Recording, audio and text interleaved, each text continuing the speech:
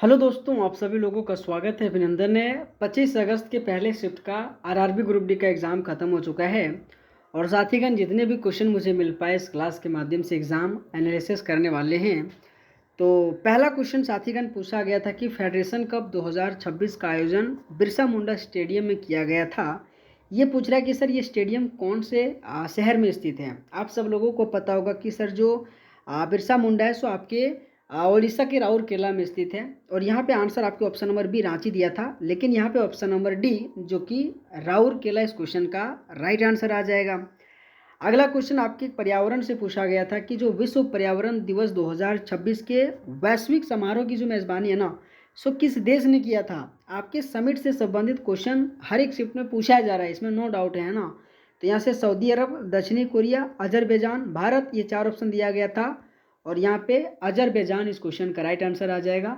यहीं पे आपके विश्व पर्यावरण दिवस 2026 का समारोह का मेजबान किया गया था, जो पेपर आपके पेपर में आज के क्वेश्चन पूछा गया था।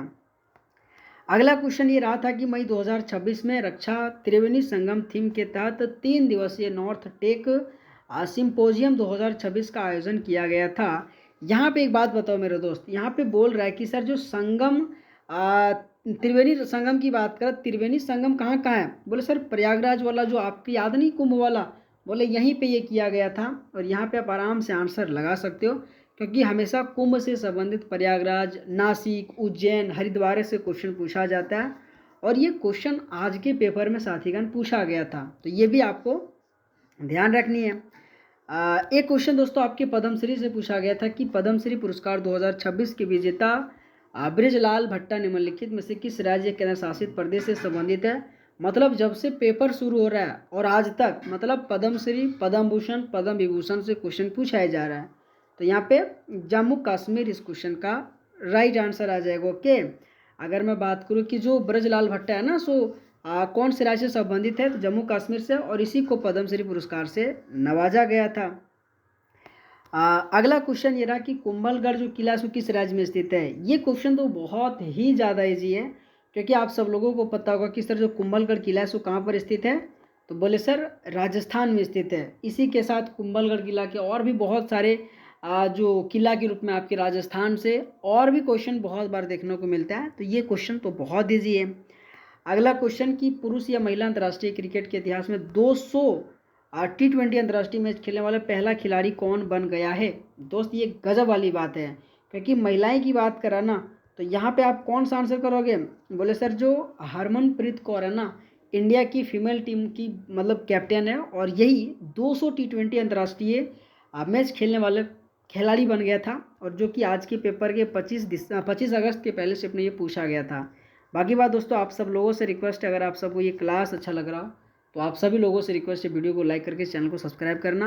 और दोस्तों आज ये लास्ट दिन है जो आपकी ग्रुप डी का पेपर हो रहा है, तो कहीं ना कहीं एक सब्सक्राइब करके तो जरूर जाना है ना। अगला क्वेश्चन पूछा गया था कि थाईलैंड ओपन 2026 बैडमिंटन टूर्नामेंट में पुरुष एकल का खिताब किसने जीता है। अगर मैं पुरुष एकल का खिताब की बात करूँ ना, तो यहाँ पे 4 ऑप्शन दिया गया था, और ऑप्शन की बात करूँ तो एंडर्स एंटोनसेन जो कि इस क्वेश्चन का राइट आंसर आ जाएगा, क्योंकि यही बैडमिंटन टूर्नामेंट में पुरुष एकल का खिताब थाईलैंड ओपन का जीता था, जो आप सब लोगों को ध्यान रखनी है। अगला क्वेश्चन ये रहा कि 2026 के केरल विधानसभा चुनाव में कौन सा गठबंधन सबसे बड़ा बनकर उभरा था। आपके पेपर के लिए वेस्ट बंगाल हो, आपके तमिलनाडु हो, इसी के साथ आपके कहाँ पे असम, और इसी के साथ आपके जो बिहार का भी हाल फिलहाल में जो चुनाव हुआ था, मतलब चुनाव से संबंधित जिन जिन राज्यों में होता है क्वेश्चन धमाधम पूछता है, इसमें कोई नो डाउट है ना।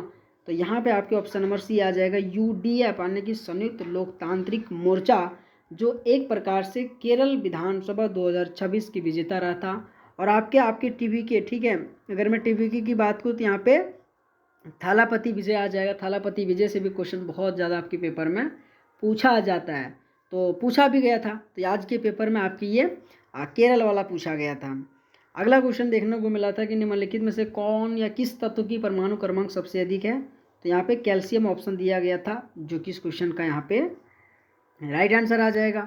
अगला क्वेश्चन DRDO द्वारा सफलतापूर्वक परीक्षण की गई ULVGM-V3 किस प्रकार की मिसाइल प्रणाली है। अगर मैं मिसाइल प्रणाली की बात करूँ ना, तो एक प्रकार से सर जो ड्रोन या यूएवी से प्रक्षेपित हवा से सतह और हवा में मार करने वाली मिसाइल के रूप में ये डीआरडीओ द्वारा विकसित किया गया था।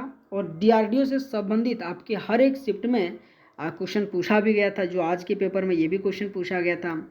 अगला क्वेश्चन ये रहा कि the golden road how ancient India transform the world book के लिए 2026 का मार्क लिंटन हिस्ट्री प्राइम किस प्रसिद्ध इतिहासकार को प्रदान किया गया था? तो यहाँ पे विलियम डेलरिम्पल जो कि इस क्वेश्चन का राइट आंसर आ जाएगा। और ये विलियम डेलरिम्पल एक बहुत बड़े नाम है और इनसे क्वेश्चन ना पूछा जाए ऐसा हो ही नहीं सकता है, तो यहाँ पे इस क्वेश्चन का राइट आंसर आ जाएगा। अगला क्वेश्चन कि एशिया का सबसे अगर मैं व्यस्त बंदरगाह की बात करूँ ना, तो दोस्तों आप चीन से रिलेट करके क्या आंसर कराओगे? बोले सर हम रहते हैं ना तो यहाँ पे सीधा का सीधा संगाई बंदरगाह लगा सकते हैं, क्योंकि एशिया से अक्सर सबसे व्यस्त बंदरगाह से क्वेश्चन पूछा जाता है, तो यहाँ पे संगाई बंदरगाह इस क्वेश्चन का राइट आंसर आ जाएगा। अगला क्वेश्चन कि भारत जापान संयुक्त सैन्य अभ्यास में जापानी सैन्य टुकड़ी का आधिकारिक नाम क्या है? अगर मैं आधिकारिक नाम की बात करूँ ना तो जापान आत्मरक्षा बल जो कि इस क्वेश्चन का राइट आंसर आ जाएगा। अगला क्वेश्चन ये रहा कि अन्य क्षेत्रों की तुलना में भूमध्य रेखा पर वर्ष भर सबसे अधिक गर्मी क्यों पड़ती है? तो दोस्तों आप सबको पता क्योंकि सर भूमध्य रेखा पर सूर्य की किरणें लंबवत पड़ती है, जो कि इस क्वेश्चन का राइट आंसर आ जाएगा। तो यही सब क्वेश्चन था दोस्तों जो मैंने फटाफट आपको एनालिसिस करा दिया हूँ। बाकी बात अगर आप सबको ये क्लास अच्छा लगा होगा तो वीडियो को लाइक करके चैनल को जरूर सब्सक्राइब करनी है। ऑल द बेस्ट, आप सबका बहुत बहुत धन्यवाद। Thank you so much.